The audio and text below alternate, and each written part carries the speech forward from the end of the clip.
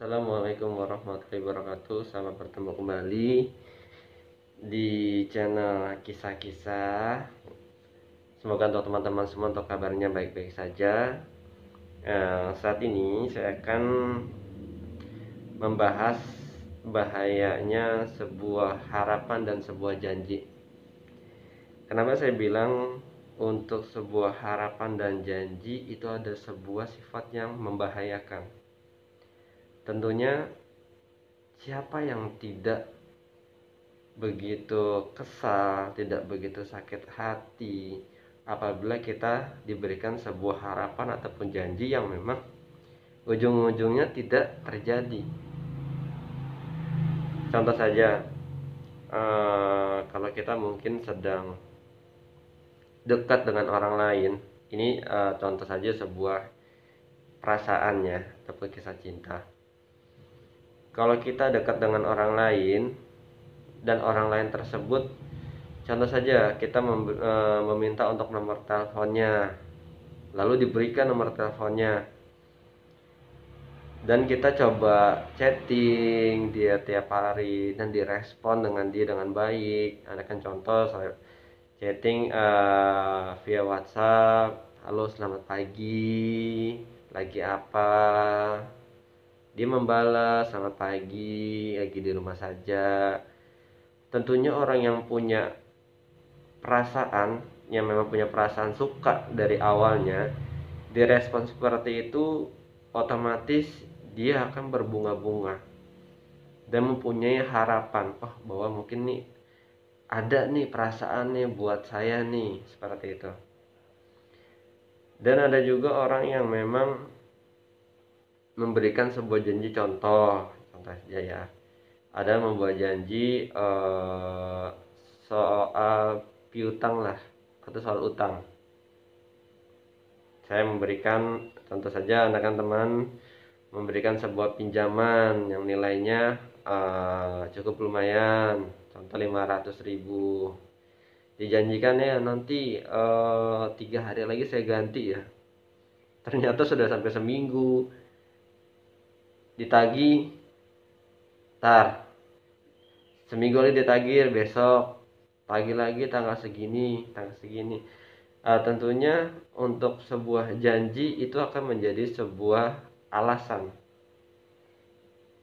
Nah, itu pun ujung-ujungnya juga yang tadinya dekat, ujung-ujungnya juga jadi renggang. Nah, makanya kenapa saya bilang bahayanya sebuah harapan dan janji. Nah, untuk sebelum lebih lanjut saya akan memberikan pengalaman saya. Ini cerita saya. Saya menjalani untuk rumah tangga ini dengan istri saya itu selama sudah hampir 3 tahun. Tapi saya proses untuk menikah itu sekitar 1 tahun dari pacaran.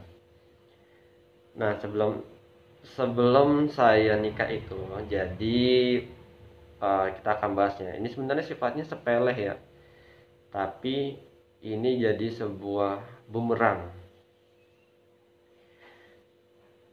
Nah, pada saat saya menjalankan sebuah hubungan dengan istri saya, ada seseorang yang tertarik dengan istri saya. Dulu masih jadi pacar.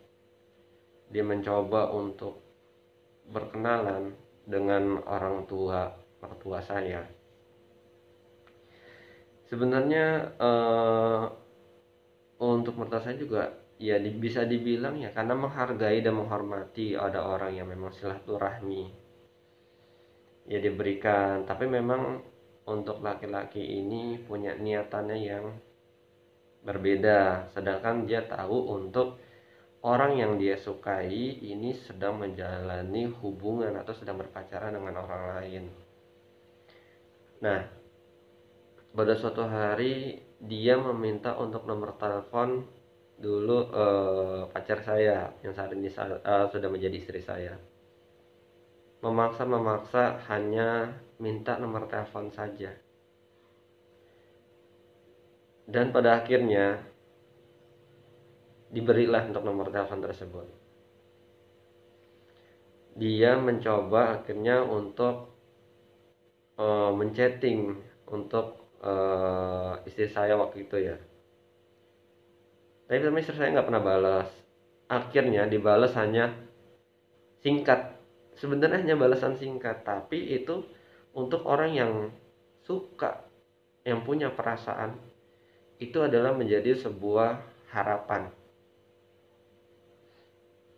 Dan disitu pun juga terus istilahnya hanya balas singkat, oh enggak, tidak, hanya balas itu saja. Tapi ujung-ujungnya dia mempunyai harapan yang lebih dan mencobalah untuk uh, membawa orang tuanya ke rumah, waktu itu pacar saya ya,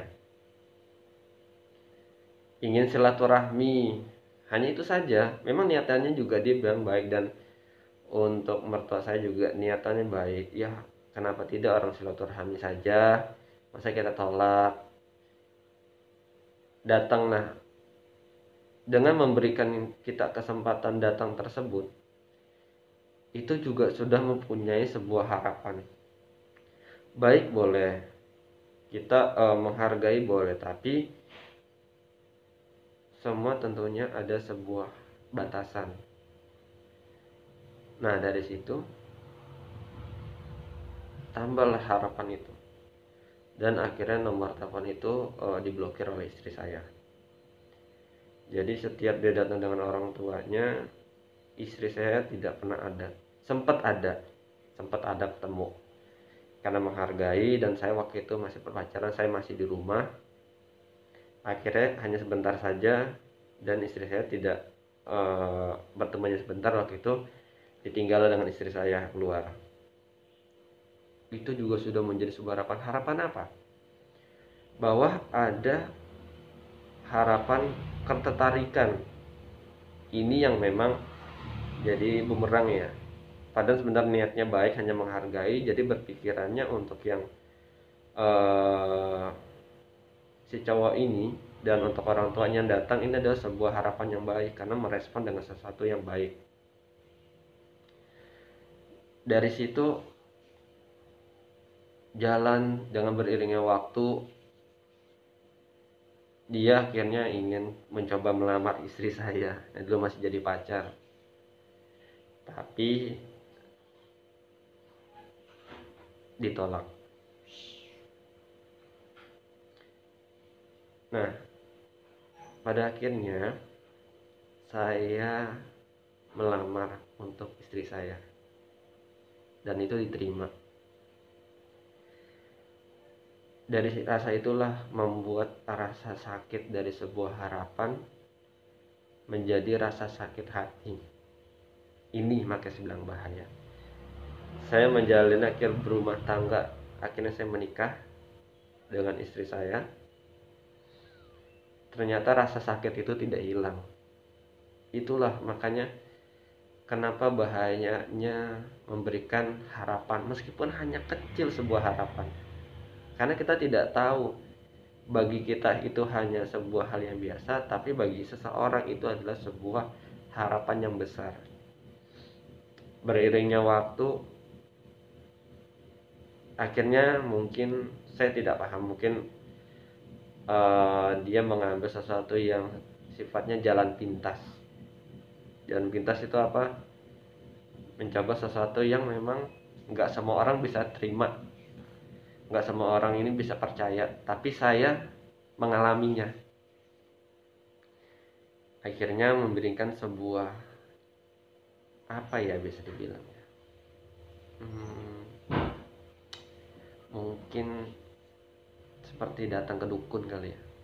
Datang ke dukun, mengirimkan santet, mengirimkan pelet, ya seperti itulah yang dikirimkan, ditujukan untuk ke istri saya agar bisa berpaling ke dia. Tadinya saya juga orang yang nggak percaya ya, tapi saya berbicara apa adanya. Saya membagi kisah ini agar untuk sahabat kisah-kisah di sana, dimanapun berada, ini bisa mengambil hikmah dan mengambil sebuah pengalaman apa yang saya ceritakan saat ini. Akhirnya dengan mengirimkan tersebut bertujuan untuk istri saya seperti agar berpaling kepadanya. Alhamdulillah Allah masih memberikan iman kepada istri saya. Tapi dari situ istri saya yang pertama ya, jadi sering kesurupan. Ya, kesurupan, dimimpiin yang memang agar terhasut mindset di otaknya untuk ke dia. Ya seperti itulah berbentuk sebuah sihir. Karena istri saya berpegang kuat, alhamdulillah Allah memberikan iman yang kuat. Ujung-ujungnya dia memberikan santet, ya santet itu menyakiti. Itu dari anak saya usia 3 bulan sampai dengan sekarang. Tapi saya percaya dengan Allah dan istri saya. Jodoh itu rahasia Allah. Seberapapun usahanya manusia, apalagi dengan menggunakan yang sifatnya musyrik, insya Allah kalau kita percaya dengan Allah, Allah akan melindungi kita dari sesuatu hal yang buruk. Mungkin tidak saat ini, tapi di depan sana ada juga yang diberikan saat ini juga. Nah, dari hal tersebut pun juga saya tetap berusaha, ya mungkin dari balik itu ini adalah ujian saya untuk berumah tangga. Karena berumah tangga itu tidak mudah. Setiap berumah tangga punya masalahnya masing-masing. Makanya di sini dari bagi hal tersebut, untuk sobat-sobat semua bisa mengambil ibaratnya mengambil poin yang penting. Dari hal kecil sebuah harapan bisa menjadi sebuah dampak yang buruk. Dan ada juga untuk ya sekeliling saya, teman-teman saya, tetangga saya, bahkan juga saya banyak lihat yang di berita, ada orang memberikan harapan itu seperti contoh ya, penagihan utang. Ada orang yang berhutang lama ditagih, tarsok yang terus saya tadi ceritakan di awal, ujung-ujungnya yang karena tidak ada sebuah jawaban dan tidak ada sebuah untuk yang ingin, ibaratnya contoh ditagih tapi tidak mampu untuk membayar untuk utang tersebut, akhirnya untuk mencari aman untuk saat ini akhirnya memberikan sebuah tanggal ataupun masa waktu untuk pembayarannya. Tapi saat ditagih bahkan balik lagi dengan seperti awal, janji lagi, ujung-ujungnya apa? Ada yang sampai ribut atau bahkan mohon maaf juga banyak orang tahu ya, ujung-ujungnya dari ada sebuah sifatnya yang pembunuhan yang tidak diinginkan. Nah maka inilah bahayanya sebuah harapan, apapun itu bentuk harapannya, mau itu soal perasaan ataupun itu sebuah soal uang ataupun sebuah hal lainnya. Makanya apabila sesuatu yang memang kita tidak inginkan, lebih baik kita tolak di awal. Contoh bahkan seorang sales sekalipun, karena kita ngerasa risih, ya adalah rasa nggak enak kita beli harapan untuk si sales, contoh ya sales kartu kredit atau mungkin sales pinjaman. Pak mau gunain kartu kredit atau pinjaman, nanti ini mas saya lagi sibuk sekarang, nanti coba telepon lagi ya mas. Itu saja sudah membuat harapan.